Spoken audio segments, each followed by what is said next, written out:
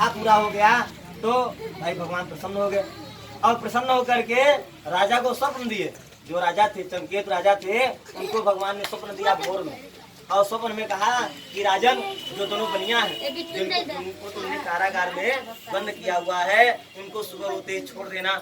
और जो तुमने उनकी सामग्री जब्त की है, जो भी तुमने उनके सामान लिया हुआ है, उसको भी तुम वापस कर देना, क्योंकि वो लोग निर्दोष हैं, वो चोरी नहीं किए हैं, उनको तुम सुबह होते ही छोड़ देना। अब राजा साक्षात जब भगवान स्वप्न दिए, अब भोर को स्वप्न सुने भाई सब कहें कि भोर का स्वप्न सही होता है। और तुरंत सभा के मत बैठे अपने आसन पे, भाई सभा में बैठ करके अपने आसन पे, और तुरंत आज्ञा दे के जाइए दोनों बनिया को मेरे पास आज्ञा पूर्वक लेकर आइए। उनको आज्ञा पूर्वक लेकर आ गया। अब उनकी हथकड़ी जो बंद थी उनको कटवाया गया। उनको वचन से राजा संतुष्ट किए, अपने वचन से कि भाई आपने जो भी कष्ट झेला है वो आपने दुर्भाग्यवश झेला है, अपने कर्म के अनुसार फल मिला है आपको, अब आपको कुछ कष्ट नहीं है। और उसके बाद नया नया उनको वस्त्र दिए। नया नया जो कपड़ा जो रहा, चक्की पीसत कपड़ा गंदा हो गया रहा, तो नया नया उनको वस्त्र दिया गया। उनको फिर वचन संतुष्ट किया गया। जो धन पहले राजा लिए थे उसको दूना करके दिया गया।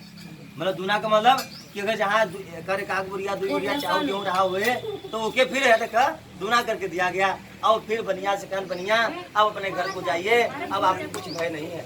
बनिया ने राजा को प्रणाम किया और पूर्ण विस्तार का स्मरण करने लगे कि कहन के तो मालक घरे दुबारे हमारे 5 किलो सोना ही मिला रहा, और तब हमें जेल बंद कर दिया।